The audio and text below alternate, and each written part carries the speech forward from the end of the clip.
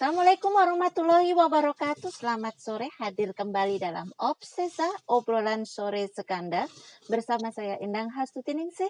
20 menit ke depan akan menemani sore Anda dalam obrolan yang menarik seputar dunia pendidikan.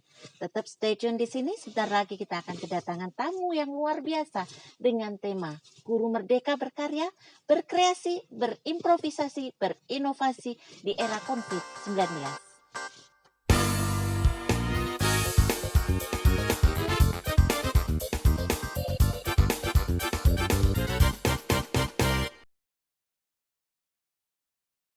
Seperti yang sudah dijanjikan, hadir di tengah-tengah kita Bapak Ibu guru yang luar biasa yang akan membagikan pengalaman kiprahnya dalam mengajar yang merdeka, berkreasi, berimprovisasi, berinovasi di era COVID-19. Selamat sore Pak Andi. Selamat sore. Selamat sore Bu Gelis. Iya, sore. Oke, kita langsung ke pertanyaan. Perubahan dunia pendidikan di tengah badai COVID-19 ini sangat signifikan. COVID-19 datang di Indonesia secara sporadis, membabi buta, tidak terencana, dan terkesan ini masyarakat nggak siap. Apalagi setelah Kemendikbud mengganti pola pembelajaran dari pembelajaran biasa, KPM biasa menjadi PJJ, ini pola pikir masyarakat masih dalam kutip gagap gitu. Menurut Pak Andi bagaimana ini? Oke, gini ya, ini menurut pengamatan saya aja, secara sehari-hari di sekitar lingkungan dan juga kebetulan saya juga termasuk netizen plus 62 juga. Oke. Saya juga amati di media sosial juga. Jadi pada awal-awalnya memang masyarakat bukan hanya terkesan, memang gagap ya. Iya. Memang gagap di tengah pandemi yang menyebabkan ekonomi terpuruk. Ekonomi terpuruk pasti ya. Kemudian tiba-tiba anak harus belajar di rumah, membutuhkan HP ya, Android, kemudian kuota. Ada pos baru, budget baru. Jadi sinyal yang betul. Tiba-tiba di tengah ekonomi yang buruk ada tambahan budget baru untuk menyediakan siswa atau anak masing-masing untuk pembelajaran jarak jauh. Nah, itu membuat banyak masyarakat mengeluh. Tapi sisi positifnya, walaupun seperti itu, masyarakat itu berusaha supaya anak tetap sekolah. Di sisi lain, mungkin Bu Goli sama Bu Endang juga lihat di tetangga sekitarnya juga banyak sekarang ibu-ibu yang menjadi guru. Iya, ibu-ibu menjadi guru. Kalau saya sisi positifnya begini Pak Andi, kalau dulu kan kita 1 tahun 2 tahun yang lalu kita kan sering mendapat berhadapan dengan hukum, iya kan? Anak mendapatkan perlakuan sedikit keras dalam konteks masih mengajar, itu kita berhadapan dengan bui. Banyak sekali kemarin Ibu. Iya, nah, guru sekarang disalahkan. Guru dipojokkan. Nah, sekarang kan mereka tahu, ternyata nggak gampang mendidik. 1 anak, 2 anak, maksimal 3 kan ya. Nah, ini kita 1 kelas gitu. Kalau Bu Golis bagaimana menanggapinya? Pelaku pendidikan itu pada situasi ini dihadapkan pada kondisi yang baru, Bu. Yang baru, yang idealnya kan tatap muka. Jadi transfer pengetahuan itu berjalan dengan mengetahui karakteristik anak seperti ini. Sehingga guru bisa memberikan materi dengan gaya mengajar guru itu harus sesuai dengan gaya belajar siswa yang dibutuhkan siswa. Iya, jadi guru bisa masuk itu lewat pintu-pintu kecerdasan siswa. Misalnya materi X, saya berikan ke siswa A, itu saya melihat kecerdasan siswa A itu kecerdasan kinetis atau kecerdasan linguistik, itu harus saya sesuaikan itu. Lah ini situasi yang tidak ideal ini, guru harus bagaimana? Maka harus kolaborasi dengan guru BK. Kita cari data. ada grafik kecenderungan siswa dari 30-an lebih, 36 lebih itu grafik kecenderungan kecerdasan siswa itu menuju kemana, sehingga tugas-tugas kita itu mengakomodir berbagai pintu kecerdasan. Jadi Sebentar Bu Golis. ya, Kalau PJJ itu kan durasi waktu kita terbatas, ya kan? Satu sebenarnya itu enggak juga. ini kalau misalnya ini kalau kita ingin berinteraksi, satu-satunya cara adalah Vicon. Oke. Nah, dengan durasi waktu terbatas yang sudah disampaikan Bu Golis tadi, aplikasinya bagaimana? Misalnya dalam hal bentuk tugas, Bu. Bentuk tugas, misalnya saya kimia gitu ya. Iya. Saya akan tugas saya itu akan diambil oleh siswa-siswa yang misalnya pembuatan disinfektan misalnya. Iya. Anak-anak kines yang punya kecerdasan gerak itu dia akan berusaha untuk tidak hanya cari literasi, dia akan berusaha bertanya, dia akan melakukan gerak, dia akan mencoba untuk mempraktekkan, membuat apa itu namanya, praktek pembuatan desinfektan. Dia akan berusaha keliling kampung untuk Mencari pemanfaatan, informasinya. ya pemanfaatan disinfektan. Iya. Itu untuk apa? Ini Dengan begini Bu Golis. cita-cita. Saya mewakili mungkin sebagian besar siswa SMK Negeri 2 Wonogiri. Juga netizen, Pak. Mungkin karena saya bukan penyuka kimia, Bu. Iya. Tatap muka, pembelajaran tatap muka ketemu itu saja saya udah boring setengah mati. Oke. Apalagi dengan pembelajaran jarak jauh, itu kan. Ini bagaimana Bu Kulis mengemas supaya apa yang ingin jangan capai Iya. ini dalam pembelajaran ini kita minimalisir potensi-potensi gagalnya. Oke, saya akan melihat dua hal dari sudut ilmunya Ki Hajar Dewantoro, bahwa dimanapun tempat adalah sekolah, Yes. siapapun orang adalah guru. Jadi mereka bisa bertanya ke siapapun orang-orang yang ada di sekitar tentang tugas tersebut. Ini generalnya Iya, ya Bu. iya. Yang selama ini Bu Iya, Golis. mereka akan bergerak ke sana. Jadi tugas itu akan diarahkan ke bagaimana siswa bergerak. Siswa siapapun apa orang yang ditemui itu bisa menjadi guru buat. Artinya selama ini untuk pembelajaran kimia nggak ada masalah ya Bu? Enggak, insya Nggak ada Allah masalah, enggak. nggak ada Jadi masalah. kita semakin kreatif, kita semakin dengan melihat keadaan yang tidak ideal ini, justru Memaksa kita akan kita. mencari lompatan-lompatan Iya, yang lebih mengeksplor. jauh. Iya, Iya. saya setuju. Oke. Ini kembali ke Pak Andi. Pak Andi, ini pembelajaran praktek. Ini pembelajaran yang luar biasa. Durasi waktu panjang itu nggak berbanding lurus dengan hasil. Ketika kita tatap muka, KBN tatap muka saja, kadang banyak kendala yang kita jumpai gitu kan. Apa yang kita ajarkan, apa yang mereka serap. Nah, ini apa yang Pak Andi lakukan ini? Ya, berbeda dengan Bu Golis yang di teori, banyak teori ya. Kita yang di praktek juga terkendala juga. Banyak Sekali. banyak Karena banget. praktek itu kan langsung menghadap dengan mesin, kemudian Iya. kita melakukan. Dengan melakukan maka keterserapan ilmunya kan tinggi ya. Iya. Tapi bagaimana cara ngajar praktek tetapi nggak langsung dengan mesin. Iya. Nah, gini Bu, saya berpikirnya gini. Dalam Bloom kalau kita lihat taksonomi Bloom itu tingkatan yang paling rendah untuk penerimaan penyerapan itu membaca. Kemudian naik ke sedikit Berapa persen? Tuh, melihat 20% ya? sekitar gitu. Iya. Kemudian setelah melihat itu membaca, atasnya menulis, kemudian melihat, yang paling tinggi melakukan. Kita yang poin tertinggi nggak mungkin melakukan. Kita cuma 3. Karena situasinya seperti ini ya. Iya.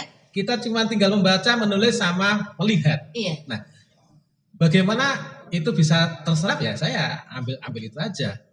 Tiga hal tersebut harus ada dalam sistem pengajar saya.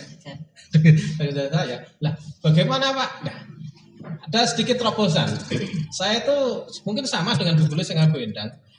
Kita itu lahir sama-sama, kecil kita, besar kita itu ketika zaman televisi masih hitam putih ya, Masih di RT, Satu- satu RT, satu. satu TV gitu. pakai aki, Artinya Aki. semakin gambarnya semakin nggak nampak. semakin kecil semakin nggak nampak. Kemudian Oke.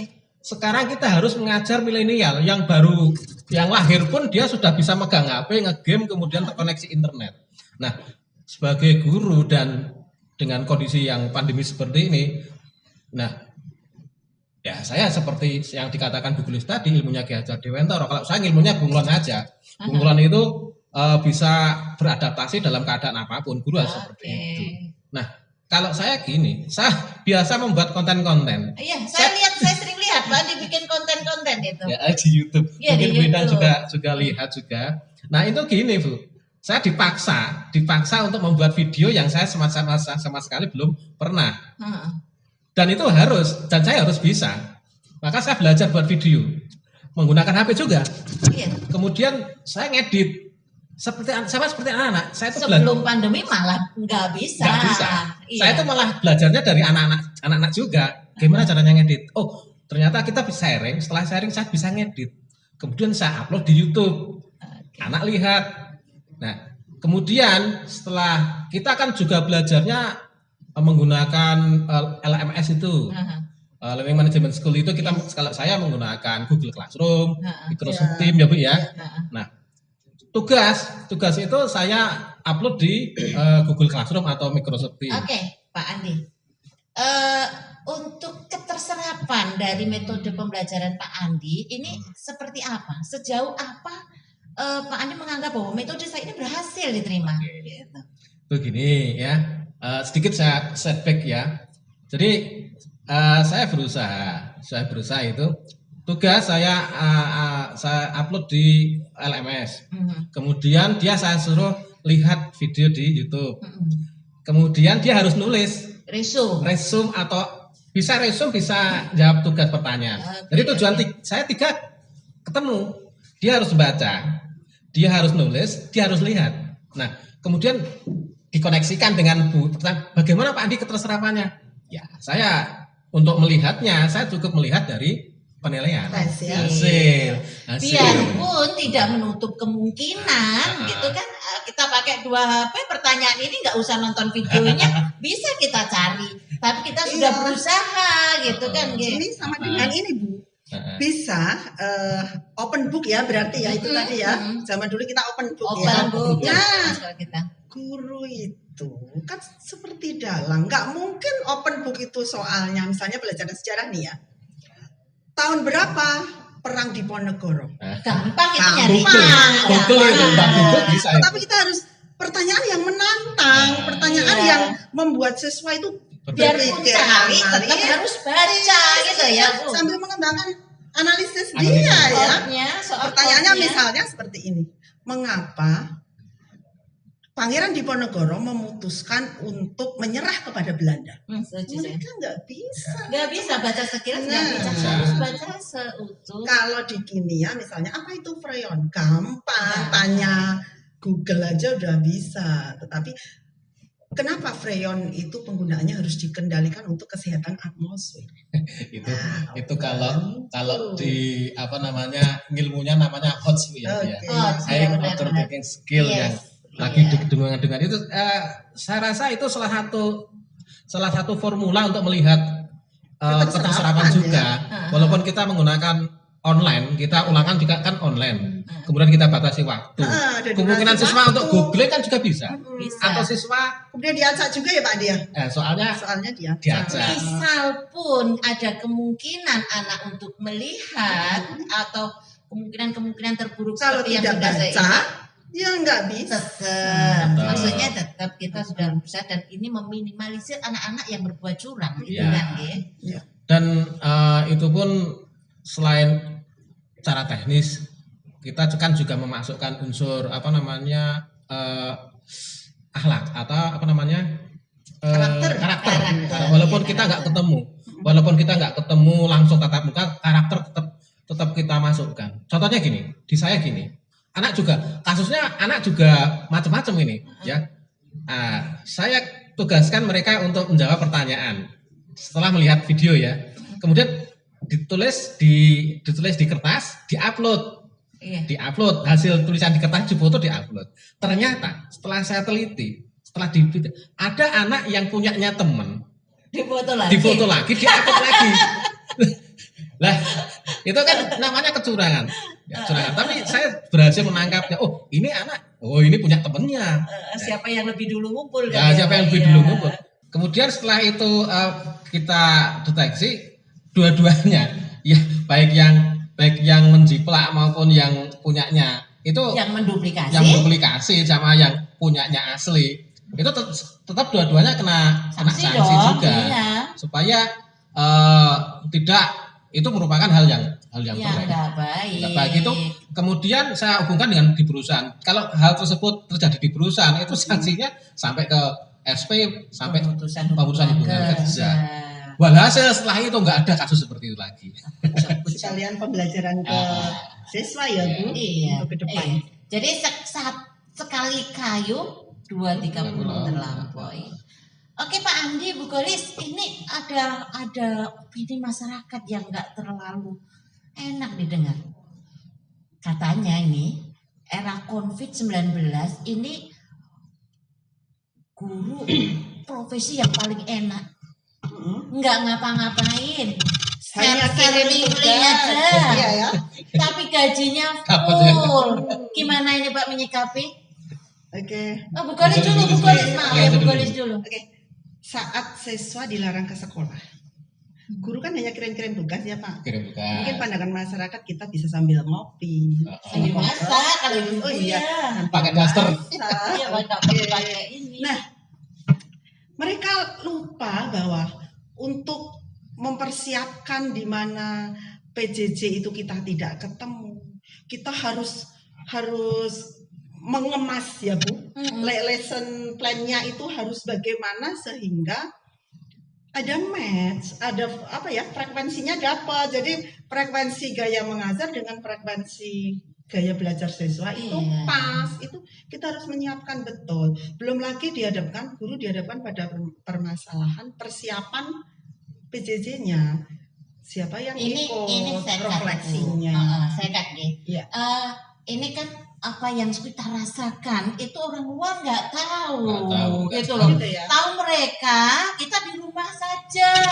Saat Kalau kita ngomong belajar, kita ngomong Mereka sedang bisa cek loh. mengajar.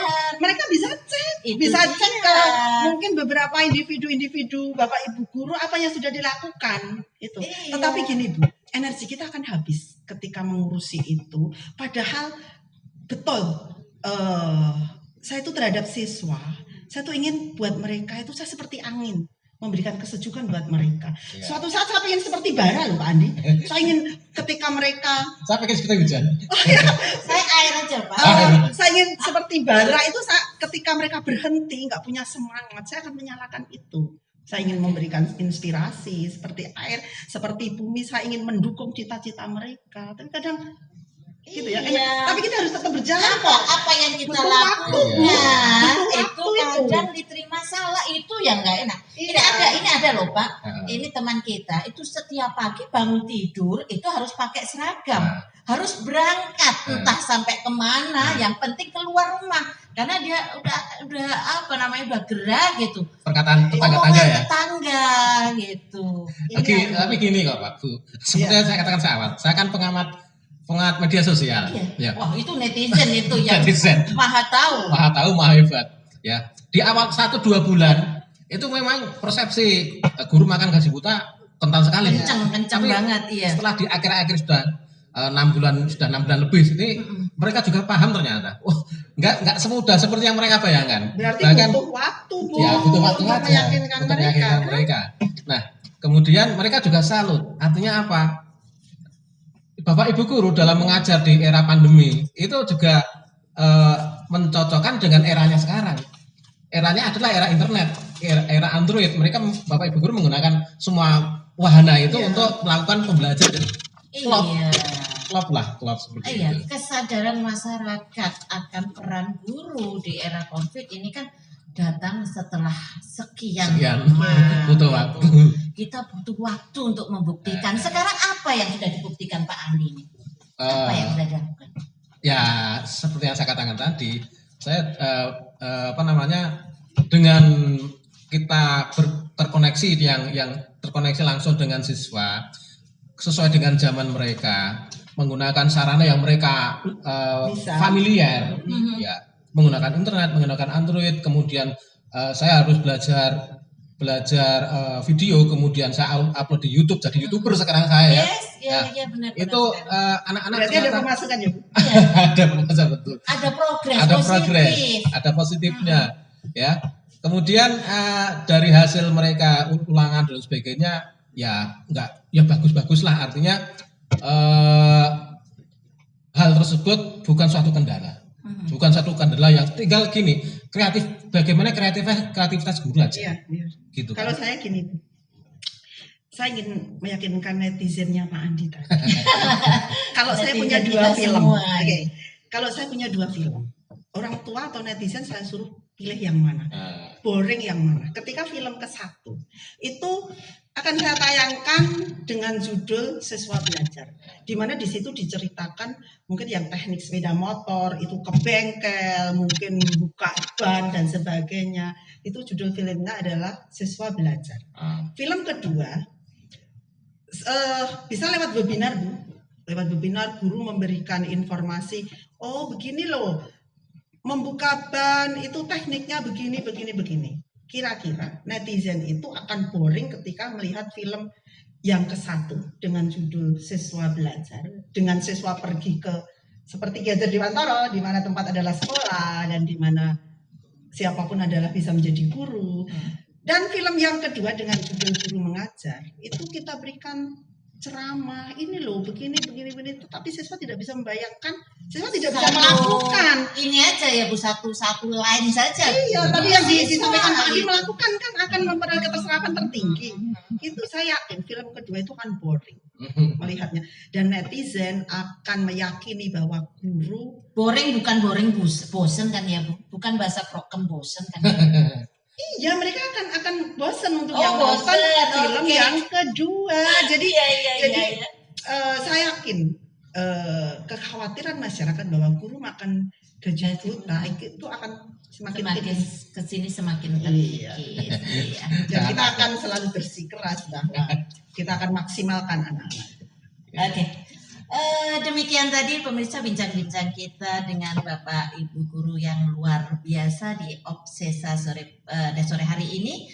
Satu kesimpulan bahwa education in the process without end. Bahwa pendidikan itu tidak akan pernah berhenti. Betul. Bagaimanapun Dalam karena situasi apapun, apapun, dalam situasi Iya. apapun kita tetap harus merdeka berkarya, berkreasi, berimprovisasi untuk anak negeri. Saya Endang Hastuti bersama rekan-rekan saya di sini mohon Oke. undur diri. Thank you for today and see you. See you. see you. Selamat sore. Endang Hastuti sore. Nah, kita orang-orang yang luar biasa yang akan mengangkat tema